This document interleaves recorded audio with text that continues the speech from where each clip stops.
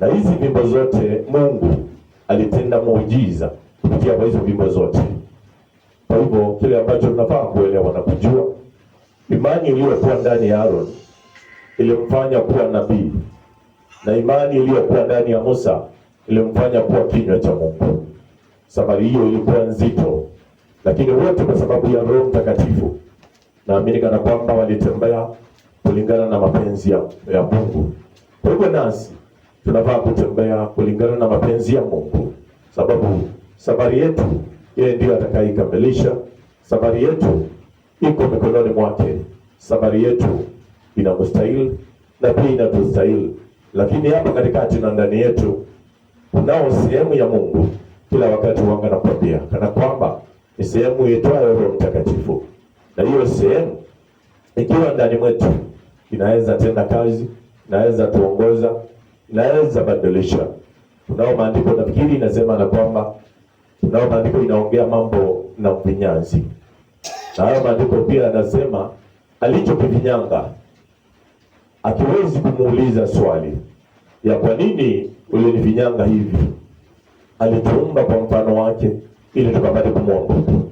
Wewe tafuta yule Roho Mtakatifu, tafuta ile roho bora ambayo ni ya kukuongoza, tafuta neno la Bwana vile linavyosema. Maandiko haya yaliyo katika kitabu ambacho ni cha Mathayo 19. Maandiko inasema maandiko iliyo katika Mathayo 18 sio 19. Saa ile wanafunzi wakamwendea Yesu akisema, ni nani basi aliye mkuu katika ufalme wa mbinguni? Akaita mtoto mmoja akamweka katikati yao, akasema, amini nawaambia, msipoongoka na kuwa kama vitoto, hamtaingia kamwe katika ufalme wa mbinguni. Basi yeyote ajinyenyekeshaye mwenyewe kama mtoto huyo ndiye aliye mkuu katika ufalme wa mbinguni.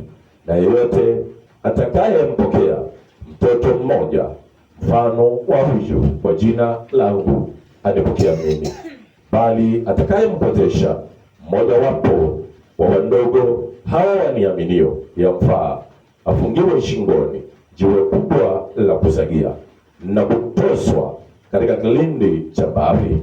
Ole ni wa ulimwengu kwa sababu ya mambo ya kukozesha, maana hayana budi kuja mambo ya kukozesha, lakini ole wake mtu yule aliletaye jambo la kukozesha. Basi mkono wako au mguu wako ukikukozesha, ukate ukautupe mbali nawe. Ni afadhali kuingia katika uzima hali umepungukiwa na mkono au mguu, kuliko kuwa na mikono miwili au miguu miwili na kutupwa katika moto wa milele. Na jicho lako likikukozesha ling'oe, ukalitupe mbali nawe. Ni afadhali kuingia katika uzima una chongo kuliko kuwa na macho mawili na kutupwa katika jehanamu ya moto. Angalieni, msidharau mmojawapo wadogo hawa, kwa maana nawaambia ya kwamba malaika wao mbinguni siku zote utazama uso wa Baba yangu aliye mbinguni. Kwa maana Mwana wa Adamu alikuja kukiokoa kilichopotea. Mwaonaje mtu akiwa na kondoo 100, mmoja akampotea? Je, hawaachi wale 99 akaenda milimani na kutafuta yule aliyepotea, hata akipata kumwona? Amini nawaambia, amfurahia huyo zaidi kuliko wale 99 wasiopotea. Vivyo hivyo haipendezi mbele za Baba yenu aliye mbinguni kwamba mmoja wa wadogo hawa apotee. Chini titini nasema, na ndugu yako akikukosa, nenda ukamwonye wewe na yeye peke yake. Akikusikia, umempata nduguyo. La, kama asikii, chukua pamoja nawe tena mtu mmoja au wawili, ili kwa vinywa vya mashahidi wawili au watatu, kila neno lithibitike. Na asipowasikiliza wao, liambie kanisa. Na asipolisikiliza kanisa pia, na awe kwako kama mtu wa mataifa na mtoza ushuru. Mimi nawaambieni, yoyote mtakayoyafunga duniani yatakuwa yamefungwa mbinguni, na yoyote mtakayoyafungua duniani yatakuwa yamefunguliwa mbinguni. Tena nawaambia ya kwamba wawili wenu watakapopatana duniani katika jambo lolote, watakaloliombea watafanyiwa na Baba yangu aliye mbinguni. Kwa kuwa walipo wawili watatu wamekusanyika kwa jina langu, nami nipo papo hapo katikati yao. Kisha Petro akamwendea akamwambia, Bwana, ndugu yangu anikose mara ngapi? Kwa nini Petro aliuliza swali hilo? Anikose mara ngapi nami nimsamehe? Hata mara 7. Yesu akamwambia, sikuambii hata mara 7, bali hata 7 mara 70. Kwa sababu hii ufalme wa mbinguni umefanana na mfalme mmoja aliyetaka kumfanya hesabu na watumwa wake. Alipoanza kuifanya, aliletewa mtu mmoja awiwaye talanta 10,000, naye alipokosa cha kulipa, bwana wake akaamuru hauzwe, yeye na mkewe na watoto wake na vitu vyote alivyo navyo, ikalipwe ile deni. Basi yule mtumwa akaanguka akamsujudia akisema, Bwana, nivumilie, nami nitakulipa yote pia. Bwana wa mtumwa yule akamhurumia, akamfungua, akamsamehe ile deni. Mtumwa yule akatoka, yule ambaye amesamehewa akamwona mmoja wa wajoli wake aliyemwia dinari 100, akamkamata, akamshika koo akisema, nilipe uliwacho. Basi mjoli wake akaanguka miguuni pake, akamsihi akisema, nivumilia, nami nitakulipa yote pia. Lakini hakutaka, akaenda akamtupa kifungoni hata atakapolipa ile deni. Basi wajoli wake walipoiona yaliyotendeka, walisikitika sana, wakaenda wakamweleza bwana wao yote yaliyotendeka. Ndipo bwana wake akamwita akamwambia, ewe mtumwa mwovu, nalikusamehe wewe deni ile yote uliponisihi. Nawe je, haikukupasa kumrehemu mjoli wako kama mimi nilivyokurehemu wewe?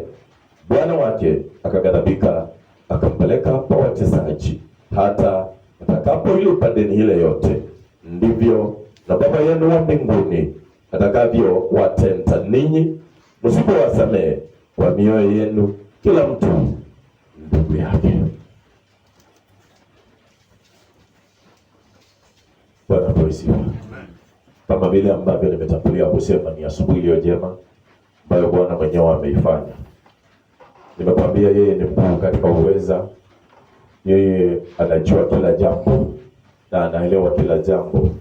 Tangia wakati tulipookoka mpaka masaa ambao tumefikia, yeye anajua vile ambavyo tumetumika, anajua vile ambavyo tumeshika njia zake, anajua vile ambavyo tumeacha njia zake, na anajua tu vile ambavyo tunatembea.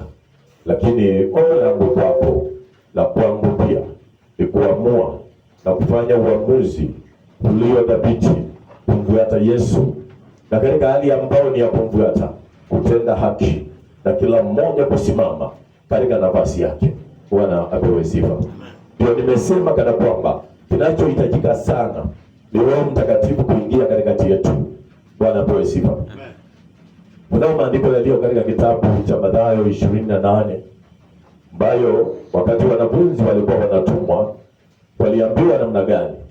Waliambiwa waende wakabatizwe, hapa waende wakafunze watu wa Mungu, kuwabatiza katika jina la Baba, la Mwana na pia la Roho Mtakatifu. Bwana apewe sifa. Bwana apewe sifa.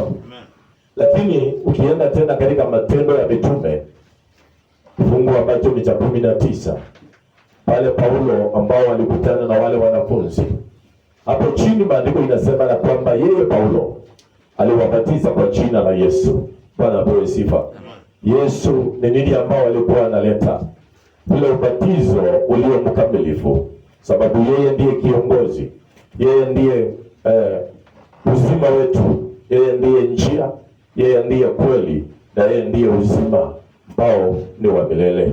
Kwa hivyo naomba kila mmoja kuingia kazini, naomba kila mmoja kutenda kazi hii ukijua kana kwamba malipo mbele ambazo ni za Mungu Baba. Na ikiwa mbele za Mungu Baba, hakuna mwanadamu atakayelipa mwenzake. Hakuna mwanadamu ambaye atayasabia yule mwingine malipo ambao ni ya mbinguni. Lakini Mungu mwenyewe, hata mimi siwezi nikajihesabia yale malipo, lakini aliye juu anayajua, anaelewa vyema. Wakati ambao tunaingia katika kazi hii, mahali ambao utakuwa umesimamia, hakikisha wewe mwenyewe umesimamia kikamilifu sehemu hiyo, itendee kazi. Ambia Mungu akupe hekima ili usaidie katika ile kazi, ndipo ile kazi ikatendeke kwa mapenzi ya Bwana. Bwana apewe sifa. Kunao mambo mengi naweza sema na kwamba tumeacha nyuma katika utumishi, lakini kile ambacho ninaomba, mambo haya tuyaombe kupitia kwa Roho Mtakatifu, ili Roho Mtakatifu atueleze. Tuyaombe katika vikao zote ambazo tunakaa katika nyumba ya Bwana. Roho Mtakatifu aingililie, atujulishe ili tukapate kuenda nayo. Bwana apewe sifa. Kwa hivyo maandiko yanatuambia tusipoongoka na kuwa kama vitoto. Neno ni kuongoka. Neno sio kuokoka. Neno ni kuongoka. Kuokoka na kuongoka zina tofauti. Na nilikwambia kana kwamba wokovu tulianza kupata wakati ambao Yesu alisulubiwa. Hata wale ambao walikuwa wanalewa nyakati zile waliupokea ule wokovu. Na ndio naona Yesu, kwa sababu ametuokoa sisi wote kupitia kwa zile dhambi ambazo tulikuwa tunatenda tukasamehewa, sasa anarudi kutuambia kana kwamba anayehitaji kunifuata lazima ajikane na ubebe ule msalaba, aje nyuma yangu. Bwana apewe sifa. Kwa hivyo ndio nimekwambia kuna kufunguliwa. Kuongoka ni kujua ukweli, ndio ule ukweli ukuweke huru. Na wakati ukweli unapokuweka huru, unakuwa huru kabisa, ukimtumikia yule Bwana katika roho na katika kweli. Ukijiuliza maswali wakati mambo yanapotendeka, lazima uende katika ulimwengu wa roho. Uulize, ni kwa nini Mungu anafikia kuyatenda mambo haya? Ni kwa nini Mungu anafikia kutuachilia tupitie njia hii? Kwa sababu yeye yunajibu ile kweli. Mwanadamu hana jibu ya maisha yake, lakini Mungu ana majibu ya maisha yetu. Kile ambacho anahitaji ni kujua kana kwamba ametuambia, na wapenda wale wanipendao, na wale wanitafutao kwa bidii watafikia kuniona. Sio wale wanaonitafuta, lakini ni bidii, wanaojinyenyekesha kwa hiyo bidii na kutafuta. Kunyenyekea ni kutafuta mapenzi ya Bwana. Kunyenyekea ni kuingia ndani ya neno ili uijue zaidi ya vile ambavyo unaielewa. Neno hili sio vile ilivyo hapa juu unapoiona, lakini inafaa uzame ndani katika ulimwengu wa roho ili ukafikie kuielewa zaidi, kwa sababu Yesu alisema na kwamba atafikia kutuacha kama watoto yatima, lakini atatuachia Roho Mtakatifu. Kwa hivyo akili zetu ziliondolewa, Roho akawekwa katikati ili atufunulie na atueleze kuhusu yale ambao tunastahili kuwa tunayafanya, yale ambao tunastahili kuwa tunatembea nayo, yale ambao tukikaa chini tunastahili kuwa tunasemezana, kwa sababu ni yeye na hakuna mwingine aliye kama yeye. Jameni, huyu Mungu ni muweza. Na injili hii wapendwa, tunaweza ipeleka mbali. Wakati ambao Mungu anaingilia kati, wakati ambao ninachukua nafasi yangu, wakati ambao wewe unachukua nafasi yako ukitumia hekima za Mungu, wakati ambao mioyo yetu itaonekana imekamilika, Mungu atahesabu na kuona ana kwamba huyo mtu ni wangu, ni mtoto wangu, anaweza fungua watu 100. Huyu mwingine anaweza fungua watu 200. Huyu mwingine ana uwezo wa kufungua watu 1000 pale nje, ili wakapate kushika njia yangu. Lakini tusipotenda kazi hii kwa kujitolea, huyo roho hawezi patikana ndani yetu, huyo roho hawezi ingia ndani yetu, huyo roho hawezi tutafuta, huyo roho hawezi tuongoza, kwa sababu sana sana watu wa Mungu tuna kitu ambacho kinaitwa ubinafsi. Na wakati ambao tutachukua kana kwamba sehemu hiyo ya ubinafsi ndio Roho Mtakatifu anastahili kuikalia, tutapenda kila mtu na tutatamani kazi hii ya Bwana itendeke. Tutatamani kuwafungua watu, tutatamani kuambia Mungu Bwana apewe sifa. Kuna watu ambao walikuwa wanaaibika. Angalia Musa, alikuwa hajui kuongea, ulimi wake ulikuwa ni mzito, lakini nini ambao ilitendeka? Akafanyika kuwa kinywa cha Bwana, kwa sababu alisema nitaendea watu hawa aje, mimi sijui kunena, ulimi wangu ni mzito. Lakini Mungu akafanyika kuwa kinywa ndani ya Musa na akanena mausia ya Bwana. Mausia ya Bwana sio yale utakayoyapanga kwa akili zako ukawaambie watu, sio yale ambayo utayasoma tu kwa Biblia uyabebe, kwa sababu utasimama mbele ya watu, na ukisimama mbele yao utachanganyikiwa kiasi kana kwamba hujui pa kuanzia na hujui pa kumalizia. Lakini ni hilo neno, Roho akiwa ndani na pia ukiwa umeamua, na ukiwa umeamua atakupa uwezo wa kusimama mbele ya wawili watatu ambao tunakutana nao. Hakuna mahali ambao Paulo alitembea akakosa kueneza injili hii. Hakuna mahali ambao Petro alitembea akakosa kueneza injili hii. Hakuna mahali Yohana alitembea akashikamana na watu wa ulimwengu, jina la Yesu likakosa kutangazwa. Lakini wakati sisi tunapoagana katika madhabahu, tunashika ya ulimwengu, Sunday ndio tunakuja kwa ya Mungu. Hayo mambo tuyaondoke. Ingia katika safari hii, ingia katika shamba la Bwana, ingia katika kazi yake. Tenda kazi ya Bwana kulingana na vile ambavyo anahitaji. Wapendwa, hatufai kuwa tumeokoka, hatufai kuwa tumeongoka, lakini unamaliza mwezi na unaitanishwa na Yesu na hakuna mtu umeshika mkono ukainua. Huyo sio roho wa Mungu. Hakuna. Huyo sio roho wa Mungu. Unaweza enda kutoka Januari mpaka Disemba, hakuna mtu ambaye umeshika mkono, umeinua akajua ukweli, akaanza kukufuata ama akafuata njia ya Bwana. Huyo sio wokovu. Huyo sio kuongoka. Tuelewe hivyo. Hatuko kazini. Ni mimi na Yesu wangu na wokovu. Safari ifanye nini? Situongea. Safari ifanye nini? Ni mimi na Yesu wangu na wokovu. Safari ifanye nini? Safari iendelee. Bwana apewe sifa. Bwana apewe sifa. Tuache kuwa na ubinafsi. Ambia Mungu, kama unajua uliniteua, kama unajua ulinitenga, kama unajua uliniokoa, kama sasa unajua kuna ukweli ulio ndani ya moyo wangu, fanyika kinywa ndani yangu, ili nikinena na watu wako, hao watu wako wafunguliwe, hao watu wako wajue ukweli, hao watu wako wapatikane, hao watu wako wakafikie kutenda kulingana na mapenzi yako. Bwana apewe sifa. Ndio unasikia hapa maandiko inasema, afadhali sasa kuacha wale kondoo 99 na kuenda kutafuta yule mmoja aliye pale nje ambaye amepotea. Hiyo njia Mungu anatenda kazi. Amen.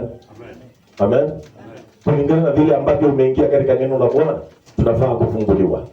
Na haya mambo ndio ninaoyaombea. Tuchukue hiyo hatua, usonge mbele.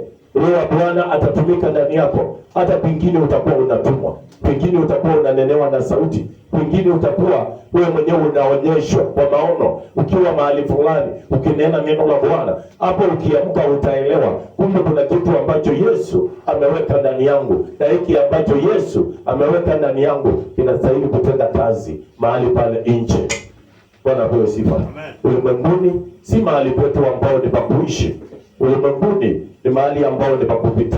Hatukiwa tunapita kila siku baada ya siku nyingine, wakielewa kana kwamba miaka inasonga, masiku inasonga, la utalipwa kile ambacho utakuwa umefanyia kazi. Bwana apewe sifa. Kwa hivyo tusipoongoka na kufanyika kuwa kama vitoto, hatutaingia kamwe katika ufalme wa mbinguni. Vitoto zinamaanisha nini? Watoto hawabebi mambo.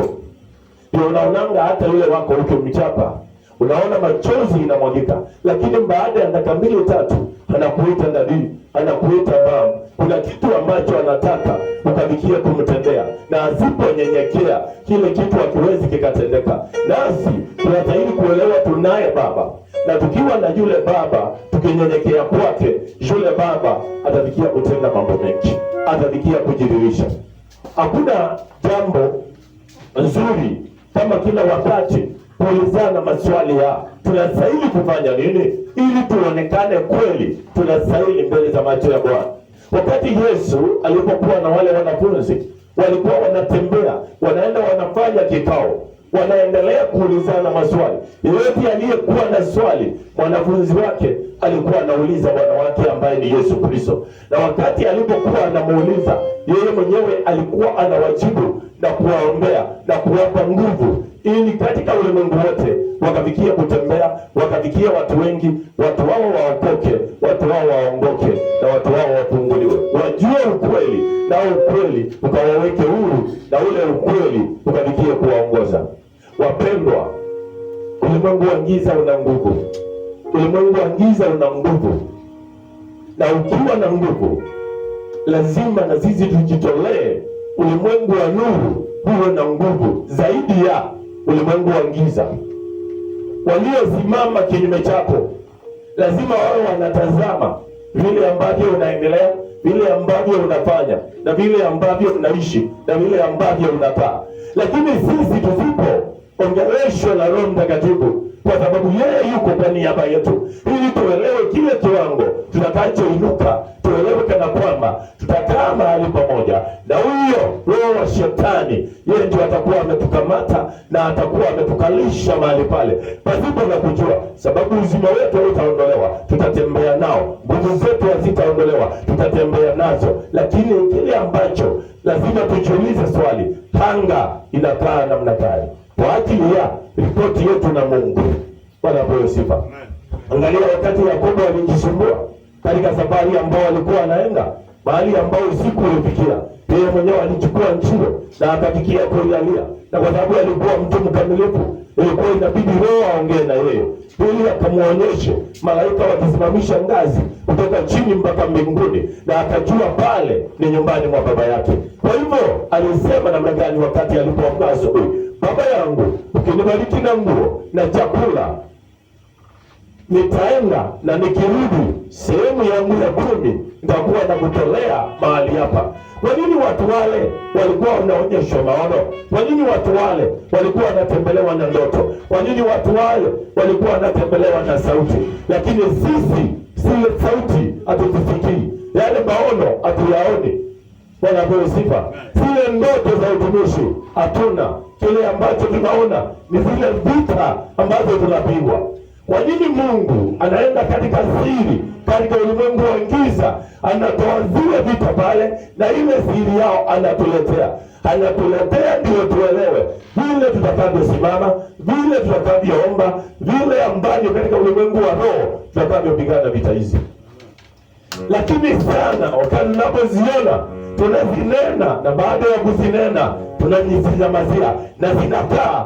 Kwa hivyo wasijenguzwa. Kwa hivyo hata kama ziko katika ulimwengu wa giza na hiyo siri tumeiona, lazima hiyo kazi ikatendeke, lazima wakakamilishe vita zao, kwa sababu hakuna hatua tuliochukua na wao wamechukua hatua wakatufikisha hapo, na hiyo siri ikaletwa tukaijua, lakini hatuitendei kazi.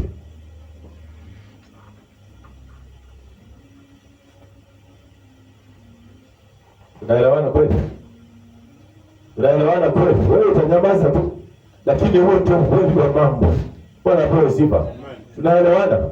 Yeah. Angalia Musa na Aaron. Walienda kwa Farao sababu ya uzito wa moyo wa Farao, hata kama Mungu ndio alikuwa ameufanya kuwa mzito. Waliingia mahali pale mara ngapi, na walikuwa wametumwa na Mungu. Ulimwengu wa giza ukawe umedhibitika mbele ya Farao. Akawa anawadanganya, endeni mbadilishe hizi vita ambazo Mungu ameachilia, na mimi nitawapatia ruhusa muende.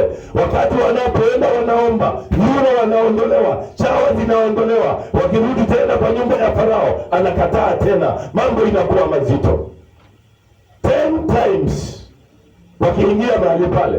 Kwa hivyo haikuwa rahisi hawa watu wanaotumikia ufalme wa giza, sababu anawaambia endeni mwambie Mungu wenu. Yeye Mungu wa Farao ni nani?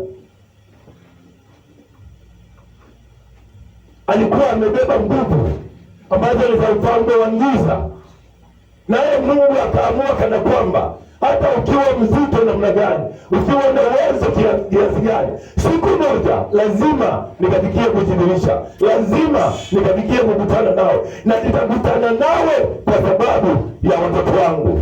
Yesu mapato mazuri. Kwa sababu hata mwisho alipoanza kukutana na Farao, alikutana na Farao na akapigana hizo vita kwa sababu ya Waisraeli ambao ni sisi.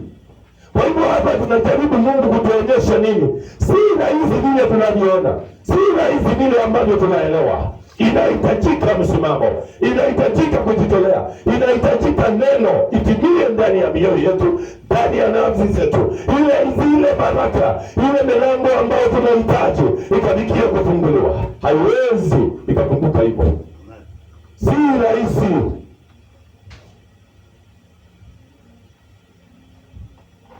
Hawa watu wa ufalme wa giza ni wajanja sana, ni werevu sana, hata kuliko sisi. Kama wanajua kuweka mtu kwa chupa, wewe unajua kumweka wapi? Ni kama wanaweza chukua hiyo nerves waiweke ndani ya nyumba na waifunike, wewe utamchukua hapo umweke wapi? Wewe tunaelewana? Ni kweli ama ni uongo? Ni kweli ama ni uongo? Si ni kweli? Wanawekanga watu wapi? Kwa chupa.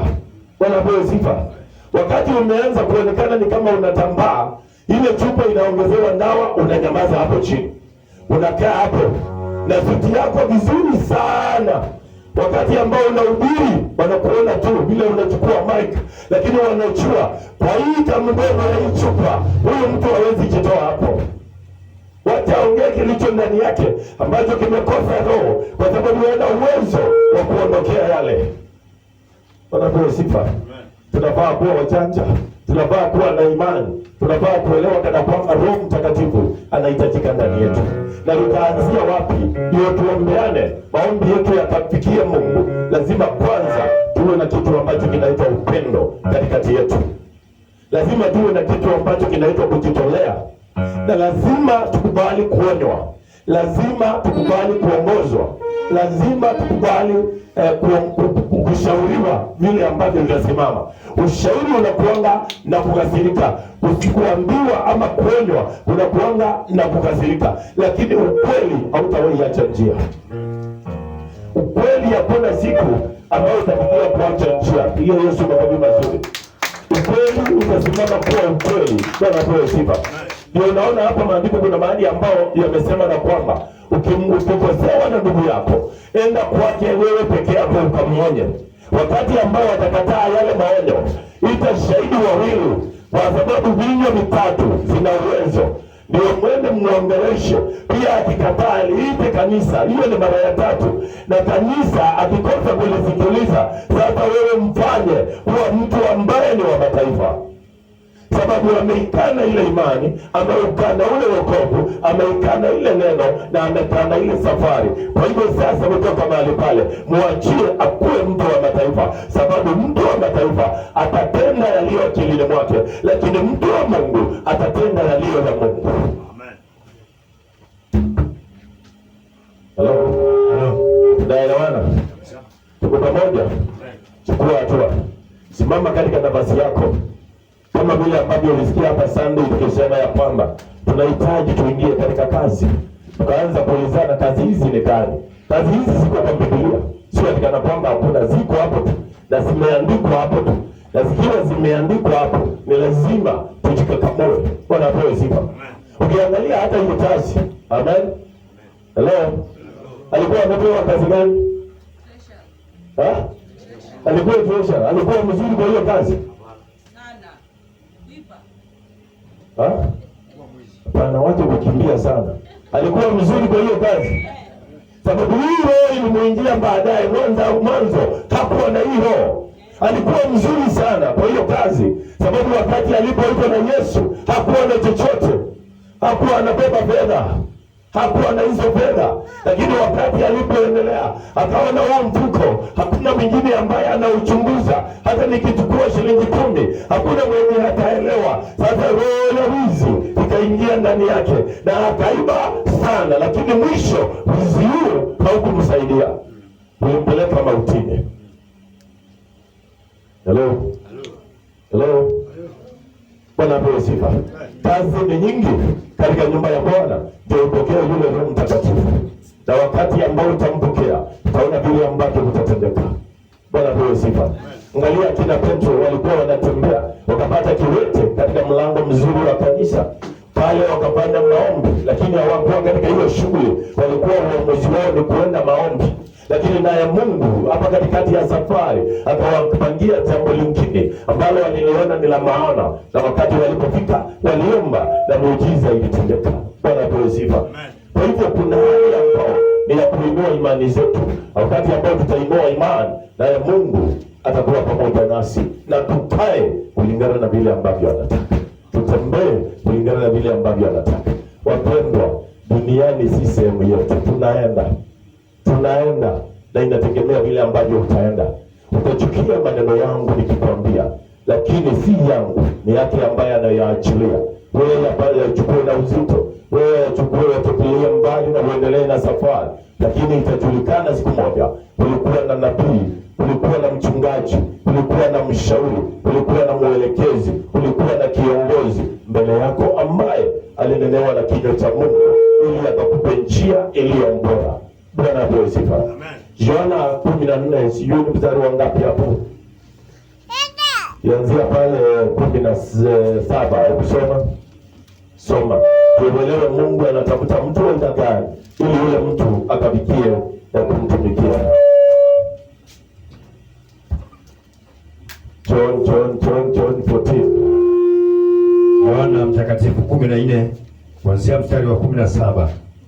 Maandiko yanasema, ndiye Roho wa kweli ambaye ulimwengu hauwezi kumpokea kwa kuwa haumuoni wala mtambui. Bali nyinyi mnamtambua, maana anakaa kwenu naye atakuwa ndani yenu. Sitawaacha ninyi yatima, naja kwenu. Bado kitambo kidogo na ulimwengu haunioni tena, bali nyinyi mnaniona. Na kwa sababu mimi ni hai, ninyi nanyi mtakuwa hai. Siku ile ninyi mtatambua ya kuwa mimi ni ndani ya Baba yangu, nanyi ndani yangu, nami ndani yenu. Yeye aliye na amri zangu na kuzishika, yeye ndiye anipendaye. Naye anipendaye atapendwa na Baba yangu, nami nitampenda na kujidhihirisha kwake. Yuda ambaye si Iskarioti akamwambia, Bwana, imekuwaje ya kwamba wataka kujidhihirisha kwetu wala si kwa ulimwengu? Kwetu mbali si kwa ulimwengu wala si kwa ulimwengu. Akajibu akamwambia, mtu akinipenda atalishika neno langu. Naye baba yangu atampenda. Naye baba yangu ambaye ni Mungu atampenda. Nasi tutakuja kwake. Nasi wawili, mimi na Baba, tutakuja kwake na kufanya makao kwake. Tutafanya makao kwa mtu huyo. Mtu asiyenipenda yeye hayashiki maneno yangu. Nalo neno mnalolisikia silo langu. Hilo ambayo Yesu sasa ananena sio neno lake, ila ni lake Baba aliyenipeleka. Lakini hilo neno ni la Baba aliyemtuma. Hayo ndio niliyowaambia wakati nilipokuwa nikikaa kwenu. Lakini huyo msaidizi, huyo Roho Mtakatifu, ambaye Baba atampeleka kwa jina langu, atawafundisha yote na kuwakumbusha yote niliyowaambia. Amani nawaachieni, amani yangu nawapa. Niwapavyo mimi sivyo kama ulimwengu utoavyo. Msifadhaike mioyoni mwenu, wala msiwe na woga. Mlisikia ya kwamba mimi naliwaambia naenda zangu, tena naja kwenu. Kama mngalinipenda, mngalifurahi kwa sababu naenda kwa Baba, kwa maana Baba ni mkuu kuliko mimi. Na sasa nimewaambia kabla halijatokea, kusudi litakapotokea mpate kuamini. Amen. Fika hapo. Amen. Bwana bless you. Amen. Kwa hivyo mambo haya Yesu ni nini ambao anahitaji kwetu? Anahitaji ule mwongozo ambao ni wa Roho Mtakatifu ili tukatende haki mbele zake yeye mwenyewe, na tutakuwa wana naye atakuwa baba kwetu. Kwa hivyo kile ambacho nawahimiza ni sisi kuyashika yale ambao yanatupasa kuyashika, kwa sababu anatupenda, na akiwa anatupenda anatuhitaji ili tukatende kulingana na mapenzi yake. Yohana 4:17 pia inasema, yule mwanamke akajibu akasema, sina mume. Yesu akamwambia, umesema vema, sina mume, kwa maana umekuwa na waume watano, naye uliye naye sasa siye mume wako. Hapo umesema kweli. Yule mwanamke akamwambia, Bwana, naona ya kuwa unabii. Baba zetu waliabudu katika mlima huu, nanyi husema ya kwamba huko Yerusalemu ni mahali patupasao kuabudu. Yesu akamwambia, mama, unisadiki, saa inakuja ambayo hamtamwabudu Baba katika mlima huu wala kule Yerusalemu. Ninyi mnaabudu msichokijua, sisi tunaabudu tukijuacho, kwa kuwa wokovu watoka kwa Uyahudi. Lakini saa inakuja, nayo saa ipo, ambayo waabuduo halisi, shika hiyo neno, watamwabudu Baba katika roho na katika kweli. Kwa maana Baba awatafuta, hata walio hii anatafuta watu kama hao wamwabudu. Yeye anasema ni nini? Mungu ni roho, nao wamwabudu yeye imewapasa kumwabudu katika roho na kweli. Yule mwanamke akamwambia, najua ya kuwa yuaja Masihi aitwaye Kristo, naye atakapokuja yeye atatufunulia mambo yote. Yesu akamwambia, mimi ninayesema nao ndiye. Mungu anatafuta watu. Yeye anasema mimi Mungu ni roho, na wale ambao ninaowatafuta itambidi wafuate na kujitumikia katika roho na katika kweli. Bwana apewe sifa. Wakati ambao tutaingia katika roho na tuingie katika kweli, roho atatuongoza na ile kweli itatuweka huru, na yale mambo ambayo tunahitaji hata kama hayatatimia, Mungu mwenyewe atatupasha habari. Mungu mwenyewe atatunenea. Mungu mwenyewe ataleta ufunuo. Mungu mwenyewe ataleta sauti. Mungu mwenyewe ataleta neno ili tuelewe nini ambacho kinachoendelea katika ulimwengu ambao ni wa roho. Bwana apewe sifa. Mungu ni mwaminifu na ni mweza wa yote. Nikimalizia, nilikwambia kana kwamba nilikuwa na safari. Ndio, hizo sherehe zilikuwa na watu wengi, maushuhuda yalikuwa mengi sana, lakini nakumbuka tu mtu mmoja ambaye naweza muita ndugu yangu, ambaye alitumikia serikali kwa muda mrefu, na hiyo sheria alikuwa ameishika. Lakini huzuni yangu ni kana kwamba kwa sababu hakukuwa na madakika na hakukuwa na masaa ya kuonana, sababu kule kulikuwa na watu wengi sana. Bwana apewe sifa. Kulikuwa na watu kiasi kana kwamba hata kwa kaburi watu wengi hawakuenda huko. Tulimalizia sherehe kwa shamba, na baada ya kuzimaliza tukaagania hapo. Watu wa familia tu hiyo tu ndio walienda pale wakapumzishe mama yao, lakini ndugu mkubwa wa hiyo familia alikuwa mzima. Alikuwa mtu ambaye alikuwa anatumikia sheria ya kiserikali, lakini nilihuzunika na nikawa na kilio kumuona kana kwamba anabebwa na kiti, anawekwa mbele ya sanduku ili apigwe picha. Hii mwili pande moja, mkono hii huwezi inua kitu, hii mguu ikikanyanga chini inafanya hivi, ni kama ya mbuzi wakati unaonanga inavunjwa. Nikauliza, huyu tulikuwa tunakutana katika mikutano akiwa mzima, lakini saa hii ni machozi. Aliama kwa hiyo ngoma kwa sababu ya shida ya majaribu. Akaenda mahali alikuwa amenunua kaburoti akajenga pale. Wakati alipoenda pale na mke wake, nakwambia hii si kwa sababu ina maana kwako. Wakati alipoenda pale na mke wake, huyo mke akawa hapo na watoto, lakini akajua huyo mtu ni mdhaifu kiasi kana kwamba hawezi akanisaidia. Hawa watoto wangu kile ninachowashauri watafutia ni shamba.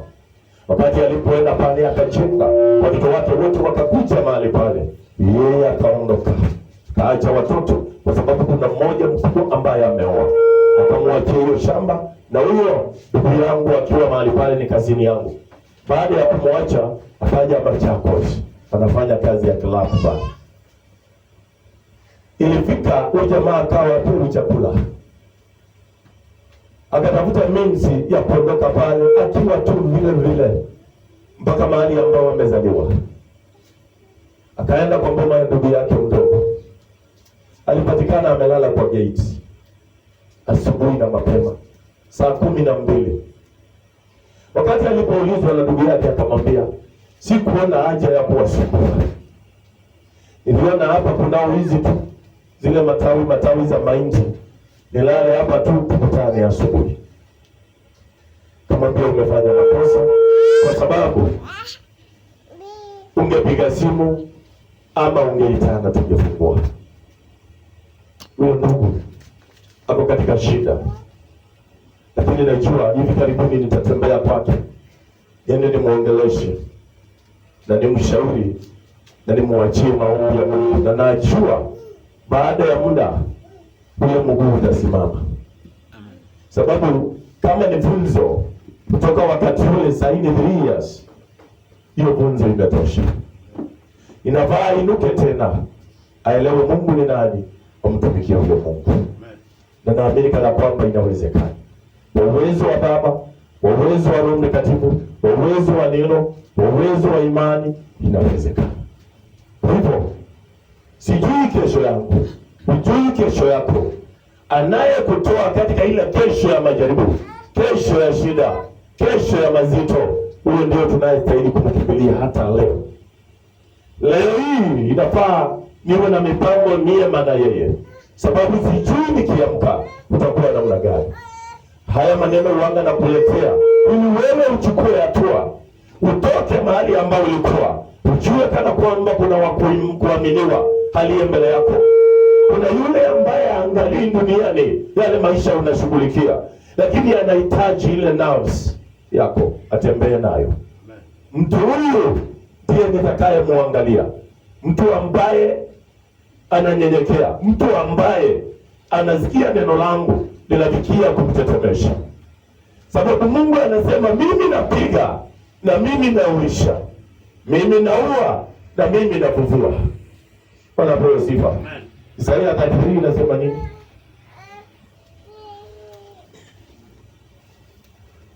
Kunao mambo ambao yanatendeka katika ulimwengu. Wale ambao wanakudhulumu waachie wakudhulumu, lakini Roho wa Bwana awe ndani yako. Tenda kilicho chema mbele ya macho ya Bwana, tenda kilicho cha haki na kweli mbele ya macho ya Bwana. Kuwa mtu ambaye ni wa upendo, kuwa mtu ambaye ni mwelekevu, sababu yale yote yanayopita kwako yana kusudi la Bwana. Soma Isaia 33. Maandiko yanasema, ole wako uharibuye, ole wako wewe unayeharibu, ila hukuharibiwa, utendaye hila wala hukutendewa hila, utendaye hila wala wao hawakutendea hila, ama wao wakutenda hila kwako. Utakapokwisha kuharibu utaharibiwa wewe, utakapokwisha kuharibu utaharibiwa wewe, na utakapokwisha kutenda kwa hila, na utakapokwisha kutenda kwa hila, wao watakutenda hila wewe, wao watakutenda hila wewe. Bwana uturehemu. Fika hapo. Bwana uturehemu. Malizia. Tumekungoja wewe, tunakungoja wewe, ama tumekungoja wewe. Uwe wewe mkono wetu, uwe wewe mkono wetu, kila asubuhi, na wokovu wetu pia wakati wa taabu. Kila asubuhi na wokovu wetu pia kila wakati wa taabu. Wanapewa sifa. Yale mambo ambayo nakwambia, kwa sababu tutamuita wakati huu tulio wazima, na ataangalia njia zetu wakati taabu itakapokuja. Yeye ndiye atakayekuwa msaada wetu. Wapendwa, tugeuke. Wapendwa, tumtazame Mungu. Wapendwa, tuache kuyatazama tulio nayo na kutazama maisha yetu. Shetani ashindwe. Tuangalie kazi hii vile ambavyo tunastahili kuifanya. tuangalie vile ambavyo tunastahili kutembea na Bwana, tuangalie vile ambavyo tunastahili kuishi na Bwana, na kila wakati na kila saa na kila dakika ni wewe kujileta mbele za macho ya Bwana ili ukapate kumwongelesha, naye atafikia kukujulisha kupitia kwa Roho Mtakatifu. Wanafunzi hao walikuwa wanaongeleshwa asubuhi, mchana na jioni. Kwa nini sisi? Kwa nini sio sisi?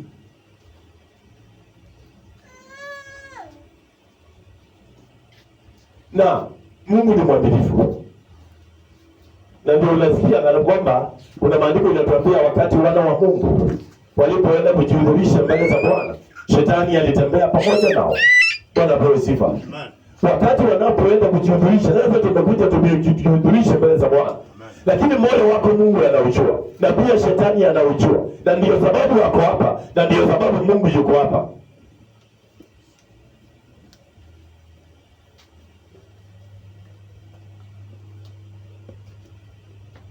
Angalia mwenzako na mwambie wewe ni Mungu kwangu. Wewe ni Mungu kwangu. Mwambie wewe ni Mungu kwangu. Wewe ni Mungu kwangu. Ninapoona sura yako, naona Mungu. Sababu maandiko inatuambia. Alituumba kwa mfano wake. Ili tukamwabudu. Muulize wewe ni mfano wa nani? Wewe ni mfano wa nani? Wewe ni mfano wa Mungu. Mwambie kama huwezi samehe. Wewe ni mfano? Wewe ni mfano. Simwambie. Shetani.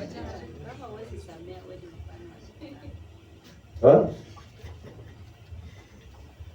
Haya, mwangalie, mwambie kama wewe unakasirika. Kama unakasirika. Hasira isiyo na mwisho. Hasira isiyo na mwisho. Wewe ni mfano wa nani? Wewe ni mfano wa Shetani.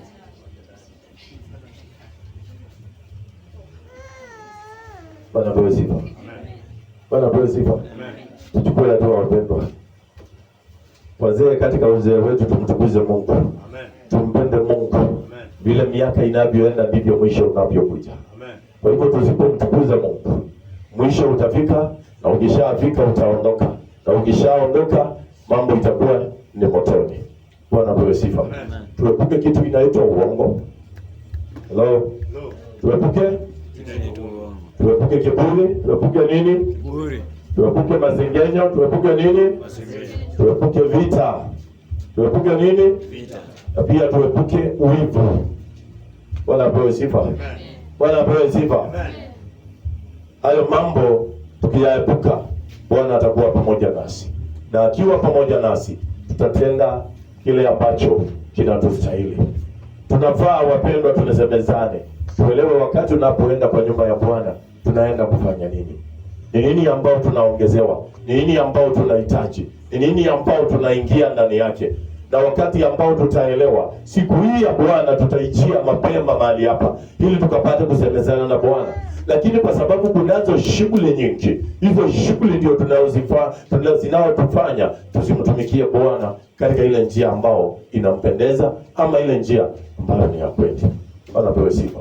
Kwa hivyo siku ya leo muite Bwana, mwambie nielekeze, mwambie simama na mimi, mwambie nipiganie, nionyeshe njia, na kama kuna mahali ambao nimeacha nirekebishe. Na huyu Bwana atatenda, sababu anawahitaji wanaonyenyekea mbele zake. Bwana apewe sifa. Wanaouliza neno la Bwana unaniambia nini? Neno la Bwana linaongea kwangu namna gani? Linaniongoza namna gani? Linanielekeza namna gani? Nami nitaweza kulitii namna gani? Bwana apewe sifa. Kwa hivyo chukua hiyo hatua, na Bwana mwenyewe atafikia kutenda mema kwako na atafikia kujidhihirisha. Kwa hivyo tutaenda katika hali ambayo ni ya kuabudu. Naamini kana kwamba Bwana atafikia kutenda mema.